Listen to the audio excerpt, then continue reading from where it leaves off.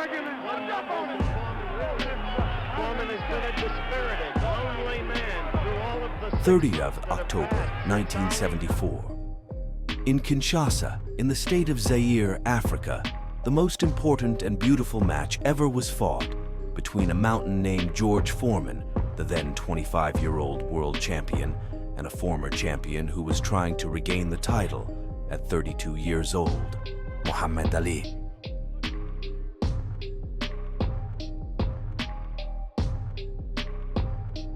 Most answers say that Ali beat Foreman by tricking him into punching himself out. But while that is partially true, it is not the only reason Ali won that day. As I can remember, at best, I was pretty much concentrating on knocking him out. George was way overconfident. He had destroyed the two men who had beaten Ali, Frazier and Ken Norton, so he expected to destroy Ali as well. When Foreman met Frazier in 1973, Frazier expected to prevail as he always did. Instead, Foreman gave him the most lopsided beating of any heavyweight champion in history. Styles make fights, and a swarmer like Frazier has to rush forward and engage. I think Joe is hurt. Angie Dundee, Ali's trainer, right next to me is saying it. You may hear him. Down goes Frazier! Down goes Frazier! Down goes Frazier! The heavyweight champion is... Foreman's powerhouse left jab kept Joe at arm's length, where Foreman hit him with both right uppercuts and left hooks. Before Frazier met Foreman in Jamaica, Angelo Dundee openly worried that Frazier was endangering his multi-million-dollar rematch Wii. Frazier said after the fight that Foreman's jab stopped him dead in his tracks, the first time that had happened, and even if he pushed forward, Foreman simply pushed him back. He could not match Foreman's strength.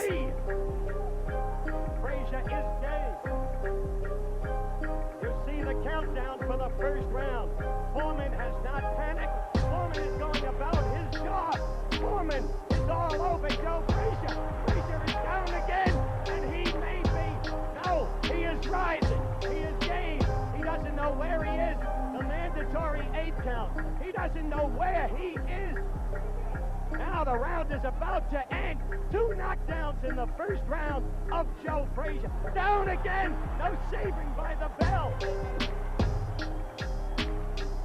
Up, and so the fight continues.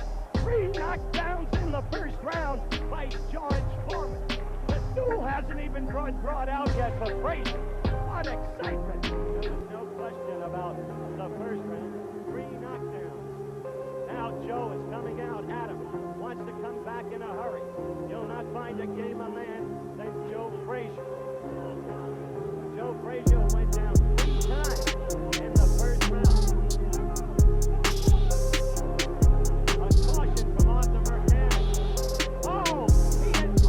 Frazier again. He has Frazier in the corner. Frazier's knees buckled. He is about. He is down. He is down for the 4th time in the fight. George Foreman is doing to Joe Frazier what he did as a 19-year-old to a veteran Russian, a fellow named Leonid Shapovalov, in October of 1968 in the Mexico City Arena. A quick left from George. Another. Frazier is down for the 5th time in this fight. 5th time. 3 times in the first round, twice in the second. McTierney checks his sense, checks Frazier's sense. It's target practice for George Foreman. It is target practice. Frazier is ready to go again. Joe is standing. There he goes. 3 times. 3 times. The fight is stopped. No, it is not. It is not stopped. Angie Dundee is screaming, stop it. Since Frazier had given Ali his first defeat and Ken Norton his second, and Foreman had destroyed them both in a total of 4 rounds. Foreman believed he would finish Ali in short order.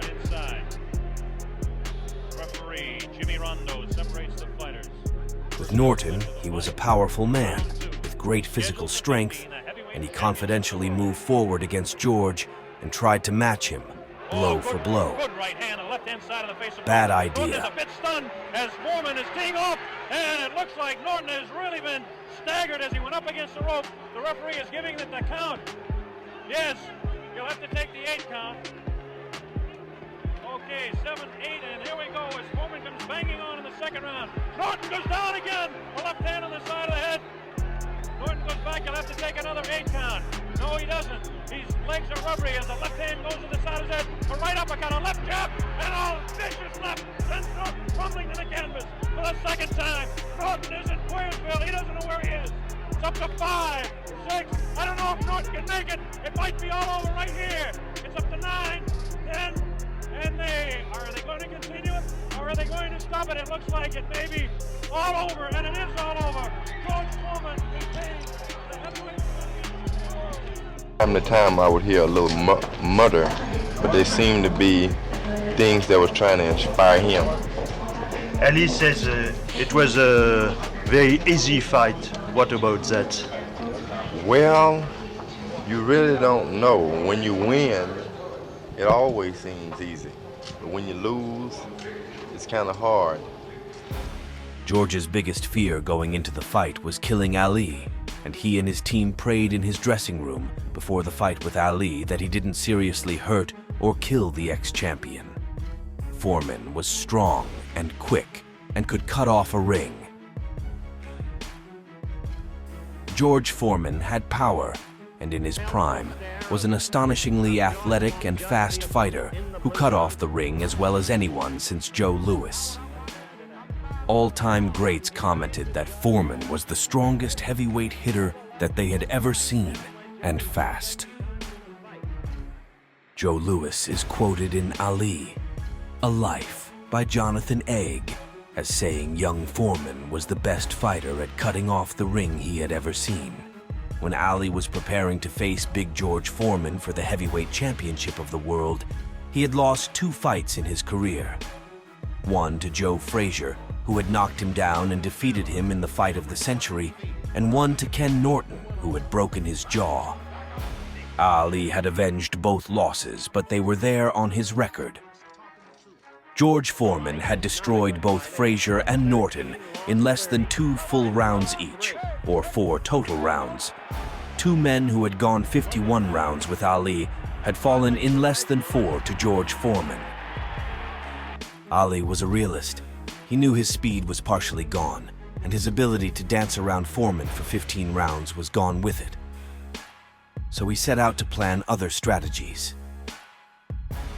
Foreman and Ali spent much of the summer of 1974 training in Zaire and getting their bodies used to the weather in the tropical African country. The fight was originally set to happen on September 24th, but the fight was postponed after Foreman was cut during training. It was rescheduled for October 30th, 1974. Fate intervened to help Ali, because Foreman was in great shape up until the fight had to be delayed for more than a month after Foreman's sparring partner Bill McMurray cut Foreman near the right eye in mid-September 1974. That delay was deadly for George. He was not able to spar till right before the new date for the fight, and his timing was completely gone. The second reason he lost is he badly underestimated Ali's willingness to take a beating and completely misunderstood how Ali would fight him. George, and more importantly his team, completely misread what style Ali was going to use. George expected Ali to run, and he would catch him. He never thought Ali would go to the ropes and exchange with him. Styles make fights. Ali did not win the fight simply because George got tired in the heat. Ali won with supreme self-confidence, great preparation, and a fabulous fight plan. Ali had taken a liking to photographer George Kalinsky in Zaire and had told him privately he thought he was in trouble after he sneaked in and watched Foreman training to cut off the ring. Ali told Kalinsky he didn't think he could run for 15 rounds and had to come up with something else, that he had never seen anyone cut the ring off like Foreman could. Kalinsky, talking to Ali after a training session, during which Ali had allowed a sparring partner as Teliling Ali. Do, in a training session against Foreman, act like a dope on the ropes. And the phrase, rope-a-dope, stuck. Newbies thought it was a brand new strategy, but fighters had been using it for decades to tire their opponents out. Ali was certainly familiar with the strategy, having seen Archie Moore and Sugar Ray Robinson use it extensively. Ali had also done extensive film study of Foreman and took confidence from watching the video of Foreman knocking Frazier down 6 times to win the title. Ali had managed to turn George Foreman into a symbol of Belgian oppression. Ali was briefed by his team on the history of Zaire, formerly the Congo, and he knew they hated the Belgians, their colonial overlords and oppressors, with a passion. So what did Ali do? Ali told the media and crowd waiting when he got off the plane arriving in Zaire that the Texas-born Foreman was actually Belgian. Outraged citizens immediately started chanting, "Ali Boumé," or "Ali kill him." Ali resolved to do the completely unexpected. Instead of retreating from George as Foreman and his team expected, to rush at him and hit George first, which he did, show no fear of him, and mock him while he used the ropes to tire George out. When the bell sounded for the first round, George expected Ali to dance. Instead, Ali rushed forward and hit George in the mouth with a right-hand lead. You can hear the band beginning to strike up in the background as Ali moves to the ring. This is what Muhammad Ali lives for. This is the sheer fact that George Foreman was cut, speed in his hands, still has good speed of foot. Just how much speed in this humidity, we just... Foreman, they're really putting the stare on each other. George Foreman has that serious look. Ali definitely talking to him. Look at the stare, bouncing around, shifting left to right. Round 1. Ali's aggression. Contrary to many expectations, Ali came out aggressively in the first round. He used his quick jabs and right hands to keep Foreman at bay, surprising Foreman with his speed and willingness to engage directly. Round 2, Ali continues to press. Ali maintained his aggressive stance, landing several significant blows on Foreman. Despite Foreman's power, Ali's strategy of using quick strikes and his footwork demonstrated his intention not to be cornered or dominated early on. Round 3. Foreman's response. Foreman started to find his rhythm, landing powerful blows. Ali began to implement the rope-a-dope tactic more fully, absorbing Foreman's powerful punches with his arms and body while leaning back against the ropes.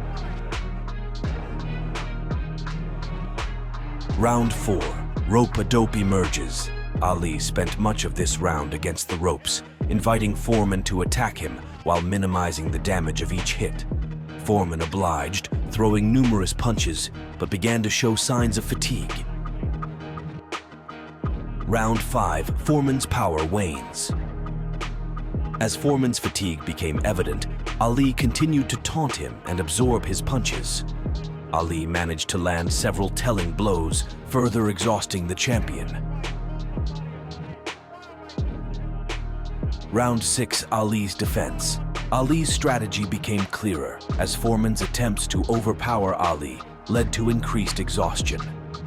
Ali's defensive posture and quick counterattacks showcased his tactical genius. Round 7. Foreman tires. By the 7th round, Foreman's energy had significantly depleted. Ali took advantage of this, becoming more offensive, landing significant punches while still relying on his rope-a-dope strategy. Round 8. The knockout. Recognizing Foreman's diminished state, Ali launched a fast combination of punches, culminating in a powerful right hand that sent Foreman to the canvas. Foreman struggled to regain his footing and was counted out, securing Ali's victory by knockout. Another reason he lost was his corner made absolutely no attempt to adjust their strategy, when it was clear that Ali was doing the unexpected and George was exhausting himself on the ropes. Foreman, no fool, knew what was happening was completely unexpected, and he knew that Ali seemed able to take heavy shots, but more importantly, was slipping most of them, and George knew they had to try something else. But his corner ordered him to keep hitting Ali on the ropes, more of the same. Meantime, he was getting tireder, and Ali would whisper after every round. "Is that all you got, George?" In Foreman's first 25 or so fights in the 70s, he exhibited a pretty good jab. However, once he started clubbing fighters out, he just started going for the big shot from the onset. Foreman had some boxing skills, but he was allowed to abandon them because of his power. His trainer, Dick Sadler, fell in love with George's power, and he cut a lot of corners when teaching him basics. Sadler's attitude was, "George, go run a few miles and then go pound the heavy bag." Because there ain't a man in the world who can stand up to your punch. This was something Sadler repeated often and was proud of. So George just kept hitting, and Ali's chin and resolve held up until George tired. Ali's strategy, now famous as the rope-a-dope, was nothing new in the history of boxing. Sugar Ray Robinson made extensive use of the strategy, especially later in his career, as did the great Archie Moore. Sugar Ray Robinson, recovering from a hip injury that left his fleet feet flat, had first used it against Jake LaMotta in a 1951 fight Ali had watched often. Ali was certainly aware of the strategy from his time training with Archie Moore. He had not used it prior to Zaire, but he certainly was aware of it. The shock factor came in that no one expected Ali to use a strategy which required that he take punch after punch from one of history's strongest men and hardest punchers. One answer repeats the same old fantasy that Ali denied George a rematch. When George became the first contender in October of 1976, Ali had 1 year to fight him as the mandatory contender. He would have gotten his rematch. Ali immediately agreed to face him, and talks had already begun between the camps of the fighters as to place, time, and money. True fanboys like to parrot this rumor, without being able to explain the pesky little fact that Ali would have been stripped of his titles immediately for refusing a mandatory contender, his title shot, had he refused to give George a rematch. By WBA and WBC rules, Foreman was entitled to a second title shot. Ali had accepted it and was negotiating the purse at all when Foreman took a surprise fight against Jimmy Young, lost, and then retired that night for 10 long years. George threw the rematch away by fighting a discretionary fight against a lower-ranked contender, and then retired, as simple as that. Ali's victory was attributed to his strategic brilliance, particularly the rope-a-dope tactic. By allowing Foreman to tire himself out with ineffective punches, Ali preserved his energy and capitalized on Foreman's fatigue in the later rounds. This fight solidified Ali's reputation not just as a powerful boxer, but as a strategic genius in the ring. Ali's ability to float like a butterfly, sting like a bee, was on full display, showcasing his unique combination of agility, speed, and tactical acumen. In an interview of the LA Times after Ali's death, Foreman himself dissected what he did wrong in the fight. In addition to the injury affecting him, Foreman admitted he made a fatal error in not watching film of Ali before the fight. Never studied one film, never dissected anything. He was such a good-looking guy. I'm like, I can beat him.